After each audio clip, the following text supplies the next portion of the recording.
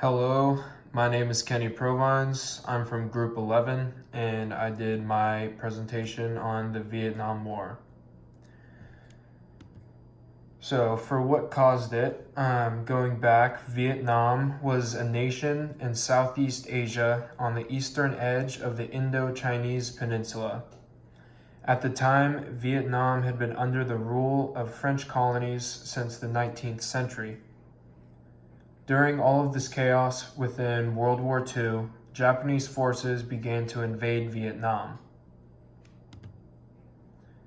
In order to combat both the Japanese and French colonial administration, Ho Chi Minh created the Viet Minh, otherwise known as the League for the Independence of Vietnam.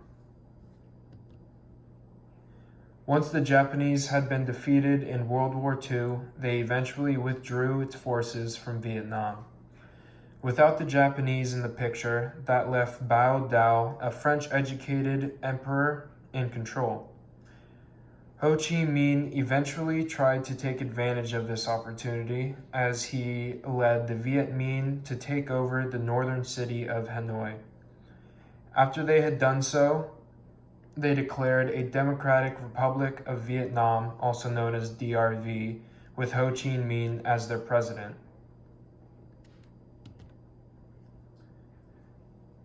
So the Vietnam War originally began in 1954. The U.S. started to become involved by providing funding, armaments, and training to the government and military of South Vietnam. Because of the Viet Minh taking over in the north, conflict broke out between the northern and southern armies until the Battle of Dien Bien Phu took place in May of 1954. The battle was a victory for the Viet Minh and a loss for the French. In July of 1954, the treaty was signed at a Geneva conference in which Vietnam was split along the 17th parallel. This left Ho Chi Minh in control of the north and Bao Dao in control of the south. However, by 1955, Ngo Dinh Diem, a heavily anti-communist politician, pushed Bao Dao out of power and became the president of the government of the Republic of Vietnam, also known as GVN. Eventually, in 1955, our president at the time, Dwight D. Eisenhower, put all of his efforts into supporting Ngo Dinh Diem with protecting South Vietnam. With the help from our military and the CIA, the forces of Ngo Dinh Diem were able to start putting a stop to the Vietnamese communists, otherwise known as the Viet Cong. They eventually arrested around 100,000 people, in which most of them were tortured and executed. Things started to seem to be getting better up until 1957, where the Viet Cong started to fight back. They began to successfully put out attacks on government officials and other important targets.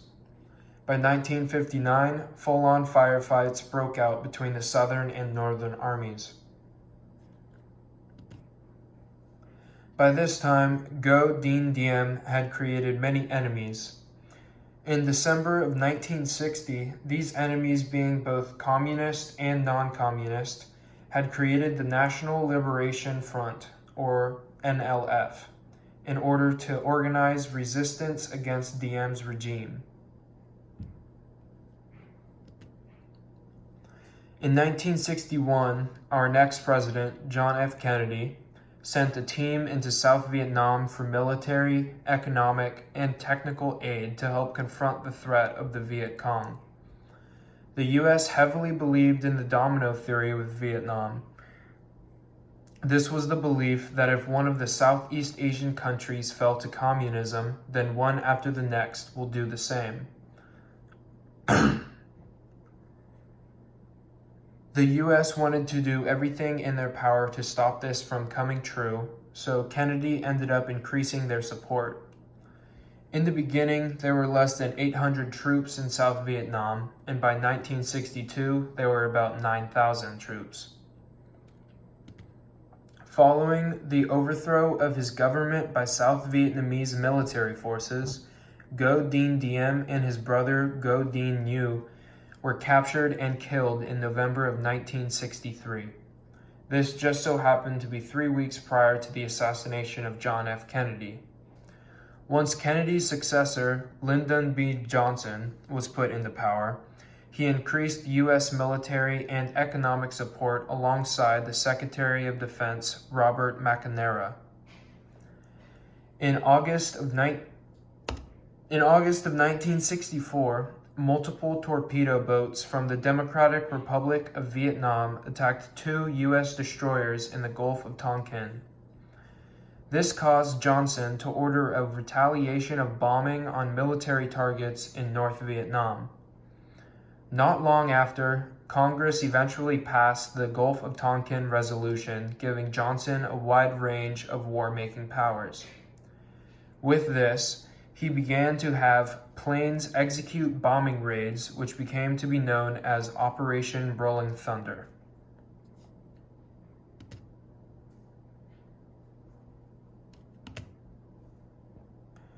The United States ended up dropping about 2 million tons of bombs on Laos, which was neighboring to North Vietnam. This is what became known as the Secret War in Laos. The purpose of this secret war was to disrupt the trail of Ho Chi Minh's flow of supplies and eventually prevent the rise of Lao Communist forces, also known as Pathet Lao. As the war went on, the American public became more supportive, which led to Johnson making the decision to send 82,000 troops to Vietnam in June of 1965. As there began to be struggles, Johnson sent in another 100,000 by the end of July and another 100,000 in 1966. On top of all these American troops, other countries including South Korea, Thailand, Australia, and New Zealand all sent in troops to help the fight in South Vietnam. The war in South Vietnam was primarily fought on the ground, which was under the command of General William Westmoreland, alongside with the government of General Nguyen Van Thieu in Saigon. Westmoreland's strategy was to kill as many enemies as possible rather than securing territory. He wanted to use continuous heavy artillery and air power, as it would eventually exhaust North Vietnam's resources.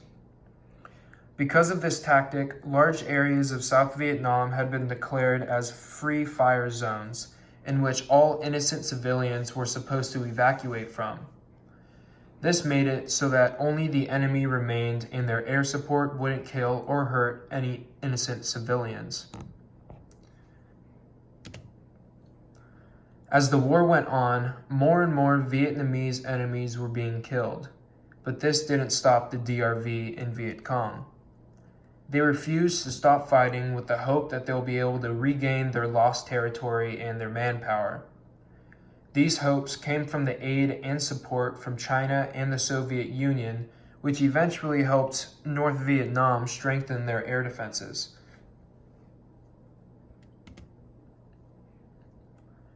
By 1968, on January 31st, about 70,000 DRV forces, led by General Vo Nguyen Giap, launched the Tet Offensive. The Tet Offensive was a conducted series of brutal attacks on more than 100 towns and cities in South Vietnam. This took the US and South Vietnamese both by surprise, as it was the last thing that they were expecting to happen. However, we struck back and fought hard to the point to where they were unable to hold any of their targets for more than 2 days. We ended up with 1,100 soldiers dead, 8,000 wounded, while the North Vietnamese and Viet Cong lost over 40,000 of their soldiers.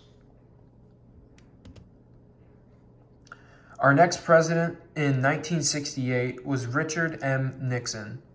In order to avoid more anti-war movements and an attempt to limit the amount of American casualties, he created a program called Vietnamization. Vietnamization consisted of withdrawing troops, increasing aerial and artillery bombardment, and giving training and weapons that the South Vietnamese needed in order to maintain control in the war. Eventually, by 1969, there were over 500,000 troops stationed in Vietnam. Over the next few years, the number of casualties on both sides grew more and more. It got to the point to where it just wasn't worth losing another single American life. After coming to this realization, all U.S. combat units were withdrawn. The U.S. and North Vietnam created a final peace agreement in which they ended the open hostilities between the two of them. It wasn't up until April 30th of 1975 when DRV forces led tanks through the gate of the presidential palace in Saigon, which ended up effectively ending the war. After the Vietnam War, there were an estimated 2 million Vietnamese killed, with around 3 million wounded, and another 12 million that became refugees. On our side, roughly 60,000 U.S. troops were killed, and about 300,000 were wounded. And on top of all the lives lost, over $120 billion was spent on the Vietnam War by the U.S. That concludes my presentation.